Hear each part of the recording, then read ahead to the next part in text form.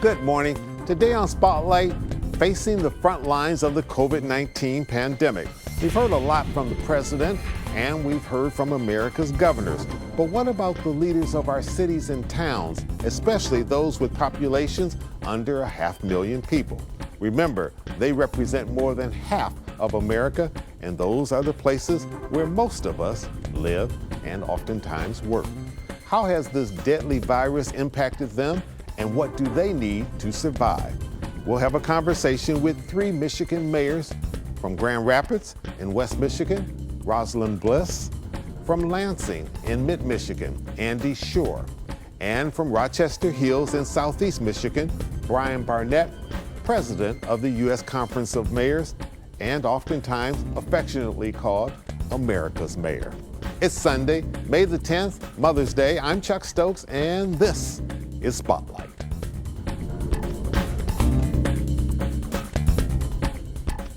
And welcome to Spotlight. Do all of you know each other personally? Yes. Oh, yeah. You do? Yes, Okay. we do. All right, that's a good start then. Mayor Barnett, let me begin with you. You're America's mayor, president of the U.S. Conference of Mayors. You were on this program towards the end of March. At that time, you were particularly advocating and concerned about making sure that cities smaller in population than the city of Detroit would get some of this COVID-19 money from the federal government. That didn't happen in the last stimulus package. Lawmakers are scheduled to go back to Washington next week. What's your message to them this time as they tackle the next stimulus package? Well, it's the same message that I had in March, although with more urgency. If there's one thing we've learned since this has started is that this disease, knows no city boundary. It's not a big city problem. It's an every city problem. And I'm certain that the mayors on the line with me today would agree. We need a funding solution. The government, the federal government said this All America approach is going to be federally supported, locally executed. But we're all locally executing it absent the federal support. So this sort of simple 4-word national plan hasn't really been supported in the way that the locals need it to be. And so we're going to continue to advocate fiercely for America's cities to make sure that cities under a population of 500,000, which are just as ravaged as those larger, we don't want to take away the larger city monies. We just need to have some funding support ourselves. We're all facing massive increases in cost and significant budget shortfalls, and we need the federal government support.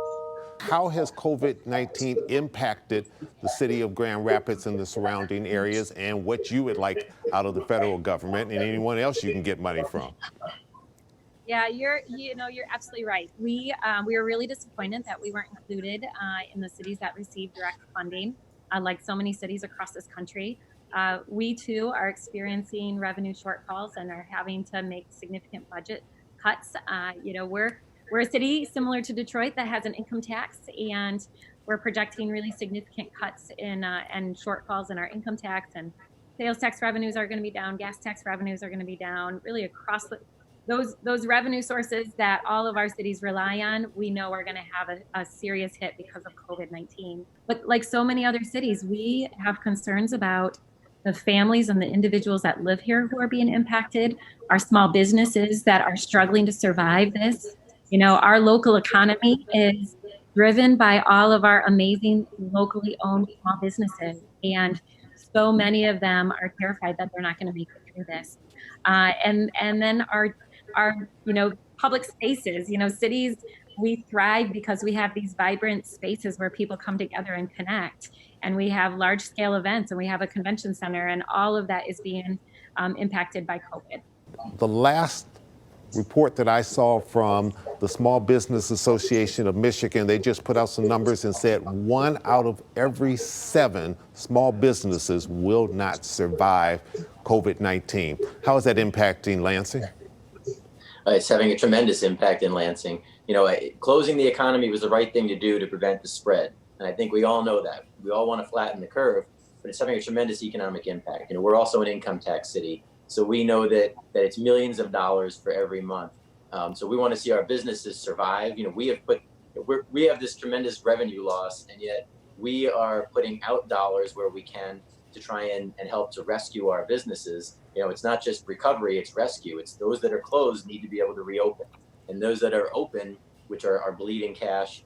We need to be able to help them out. So we put about $350,000 out to help our small businesses and $10,000 grants. But like Detroit, we're putting out money that we don't have, and we're going to see tremendous budget shortfalls. We have to have our budget done in the next 3 weeks, and we're doing our best with our budget. But the feds are giving money to everybody, but they're not helping those right here on the ground. So we stand with the U.S. conference. I've been in the ear of my congresswoman, who's been tremendously supportive, Alyssa Slotkin, towards locals, cities being able to get these dollars to continue to help out those on the ground, whether it's our homeless, whether it's our small businesses, whether it's our individuals who need to be able to pay the mortgage and the utilities. We're involved in all of that, in addition to our parks and other things that we need to keep people mentally stable as they're stuck in their houses and being able to go outside. All of that costs money, and now we have to spend more for PPE and other things.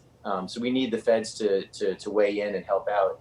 It all is tremendously important. When the lawmakers go back to Washington next week, are you trying to send a message that you guys should not be pitted against each other? Because the way the formula is right now, because you're not as large as the city of Detroit in terms of sheer population based upon the census, that any money coming from the federal government, and correct me if I'm wrong, Mr. President, that you have to get your money from the state of Michigan. Well, the state of Michigan is virtually broke now, or well on the way to becoming broke. So they need the money that they're going to get. That pits all of you politically against each other to be able to say, hey, Governor Whitmer, send some this way. Wouldn't it be better if you could get your money directly from the federal treasury? Yeah. Well, Chuck, I may bring you with me to Washington when we go back. You're spot on. Here's what Washington won't be able to do, is it won't be able to pit people that you see on this screen and other mayors across the country against each other. We all know that we benefit by working together. We are, I've mentioned I was in an op-ed with my congressional rep, was in an op-ed with the Democratic mayor of Columbus.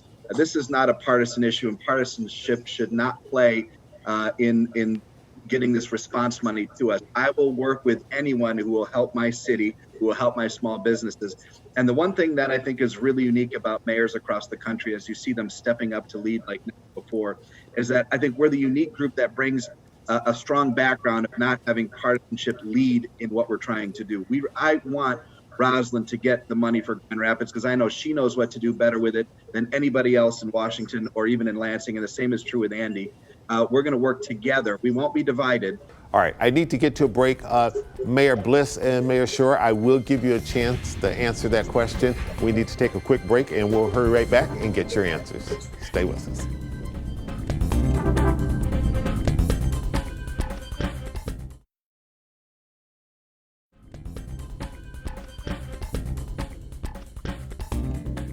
And welcome back to Spotlight.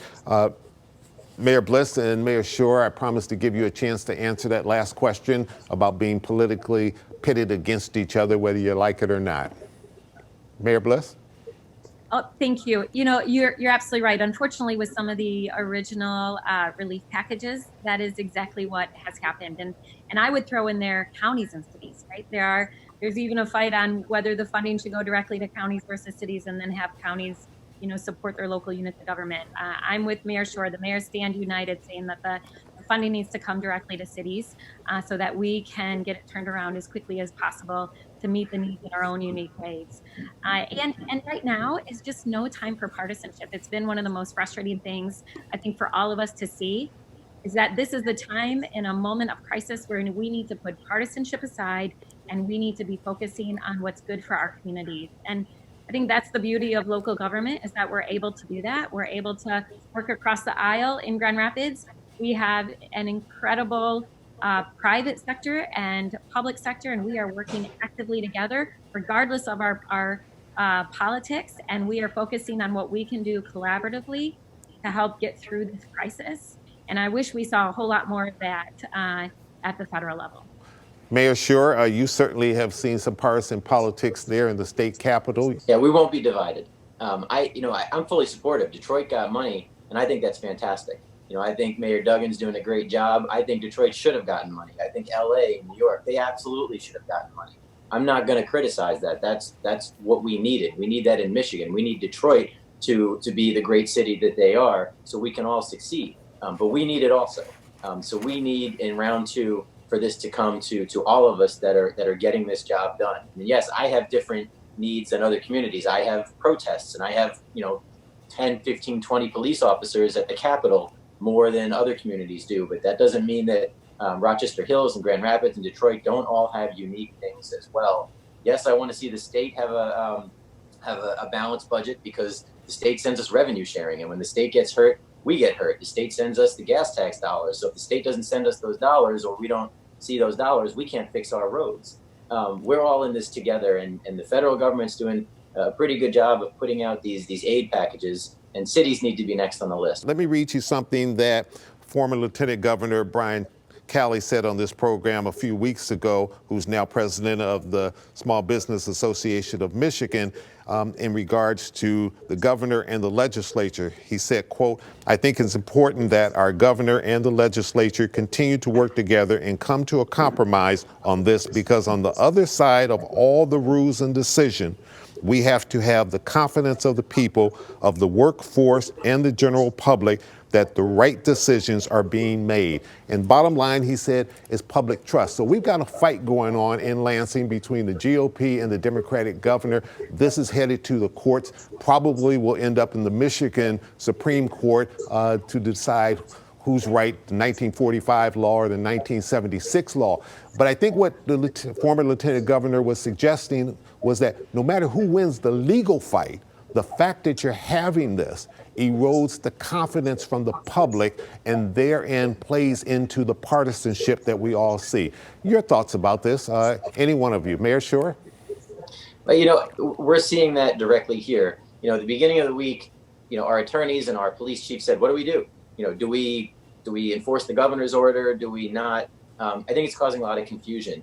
And you know what, for me, I don't care about the politics. I don't care, who's Democrat or Republican. I really don't. I care about the health and the safety of people, and I care about getting our economy opened up as quick as possible, as long as it's safe. We don't want to put our workers at risk. We don't want to put our business owners at risk. We want to make sure that all the protocols are in place. But I would like to see the economy start opening up. So, the governor has a plan. Each of the Republicans have plans. I think we should focus on that. Let's focus on getting everyone together to see what our plans are to reopen the economy safely. As soon as it opens, it's better for me because the tax revenues come back in. But if we have another round of the virus getting out there and we have to shut this whole thing down again, that's tragic. It's tragic economically. It's tragic for everybody's health. It's every death that happens. If we reopen wrong, every death that happens is on us. I think this is the wrong time to have the political argument. We need to look at the science, and everyone needs to work together so we can reopen quickly but safely. Mayor Barnett, does this help or hurt when you're talking to the President of the United States, who's a member of your party, and he sees this kind of infighting in the state of Michigan? Yeah, well, the infighting doesn't advance the goals that we have as mayors. It doesn't do one thing to get money to our city. We look at other states, other colleagues that have started to open up, like in Georgia and South Carolina. It's not going to be politicians creating artificial dates saying it is now safe to go to a buffet. It's going to be people saying, okay, now I feel comfortable. It might be 2 months from now. There's not a mayor in America that doesn't want to open up this economy as quickly as possible. But at the moment, I think the majority of us understand how important it is to protect the health, safety, and welfare of our residents. And that, trying to let healthcare professionals lead that discussion, I think is where most of us are falling. I will just add that the divisiveness and the polarization is not helpful. And quite frankly, I have very little tolerance for it at this point, because so many people in our communities are struggling. And if anything, I think you'll see cities continue to step up to be an active player in coming up with a strategic plan to make sure that we have some clear guidelines on how to open up as safely as possible to mitigate the risk of the spread of COVID. So even here in Grand Rapids, we have a task force that is actively working on that. How do we transform public spaces into safe spaces? What do we need to add? What do we need to be thinking about? Where are we with adding hand sanitizer stations throughout our outside spaces and public spaces and on our trails? I mean, we're the ones having to figure this out. And we are actively doing that, but it'd be wonderful if we had some partnership and collaboration from multiple units of government to help to make sure that we are all aligned in this important work. All right, we need to take a quick break. We'll be right back. Stay with us.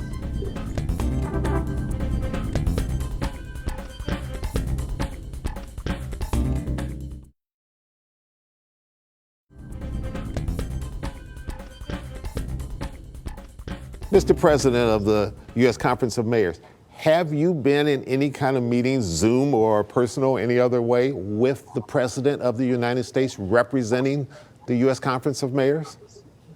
I haven't been with the president, but I have, over the course of the last month, had meetings with the HUD Secretary Ben Carson, Dr. Birx, the Small Business Administrator Javita Carranza, the Larry Kudlow, the Economic Advisor. I've had access to just about everybody in the White House, absent the President and Vice President, all generally trying to connect them, their resources, and their knowledge to the mayors that I represent so that we can get that information back to our communities. And have those been, to your satisfaction, positive meetings? I'm very pleased with the access that I've been given and the folks that have been supporting me in order to support the mayors.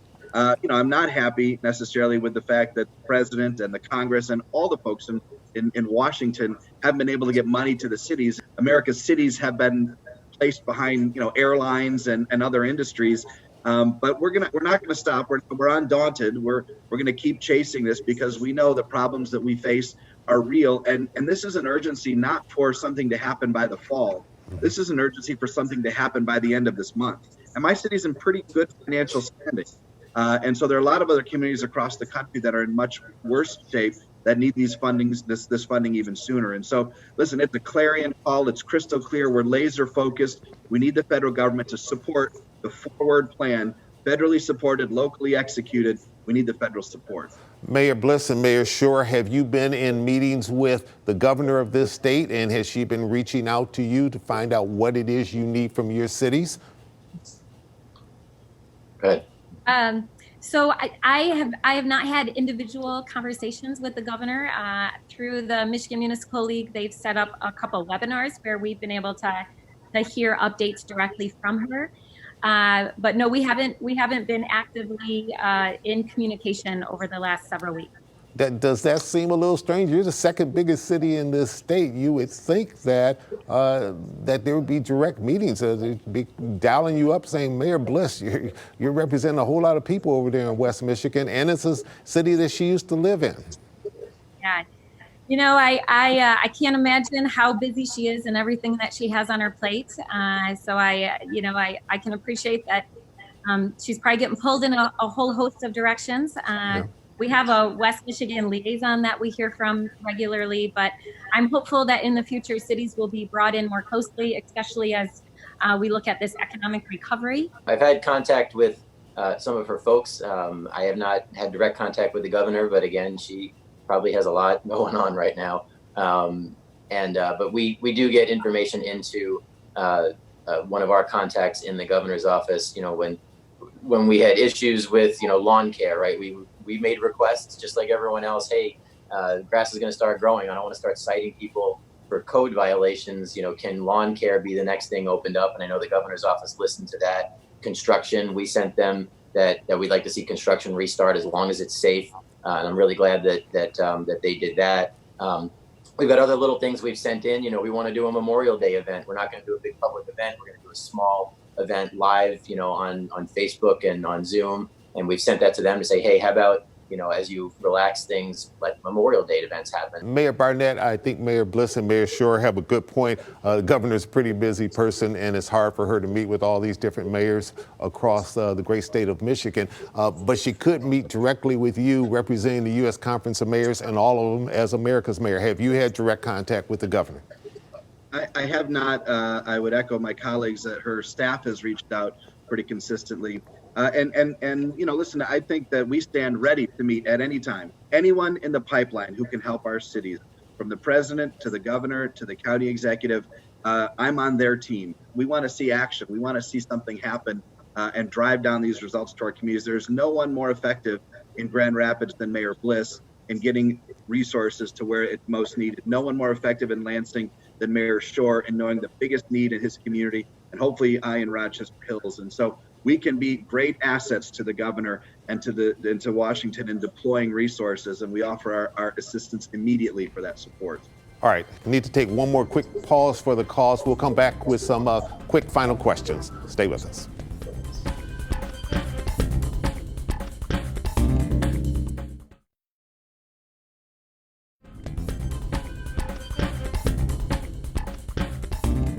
How much do you believe COVID-19 is going to impact what people do and vote and say in November, August as well? That's a tough question. I mean, it's so hard to focus on that right now. It really, people. But it's can't a reality, campaign. right? I mean, it's the backdrop that everybody's whispering about. It is. I think that people will judge their elected officials on how they respond, to their day to day. It's kind of that unique situation where, for us, we've got a congressional seat up. Congresswoman Slotkin is up. We've got, the president, we've got our U.S. senator, we've got our state legislators. And I think people are going to look and see, how are they responding during the crisis and make the decision based on that. We oftentimes hear that this may be the year in which women decide this race on multiple levels. You're the first woman elected mayor there in Grand Rapids. Your thoughts? I do think that women will be key to this upcoming election. I think and how we're responding and where the economy is will play a part. And then for me, and I know this is true for my colleagues, making sure that people have a safe way to vote is going to be critical. And so we've been pushing out how to make sure that people are aware that they can vote absentee. And I think that will also play a part in the outcome of the election. Mayor Barnett? Yeah, I think there'll be three important issues this fall: COVID-19, COVID-19, and COVID-19. That's what will drive people. Folks in my community have one thing on their mind, and it all relates to the crisis that we're in and how we're going to get out of it. And I don't think they care if the solutions are Republican-driven or Democratic-driven. They want solutions and they want collaboration. All I have time for is a yes or no from all of you. There's been some talk about cities and states should file for bankruptcy because everybody's hurting as lawmakers head back to Washington. Is that a good idea or a bad idea? For or against? Mayor Bliss? It's a terrible idea. All right, Mayor Shore? It's not a good idea. Special thanks to all of my guests today. We're learning something with this world of Zoom. It cut everything off right as Mayor Barnett was about to give his answer to whether or not bankruptcy was a good option for America's cities and towns. Mayor Barnett, we called him back, and he wants you to know that he does not like that idea, and he thinks that it opens up a whole nother set of problems for our various municipalities. I'm Chuck Stokes. We'll be back next week with more newsmakers in the spotlight. We hope you have a great week. We hope you stay safe. And remember, you can always watch us online. Have a great week.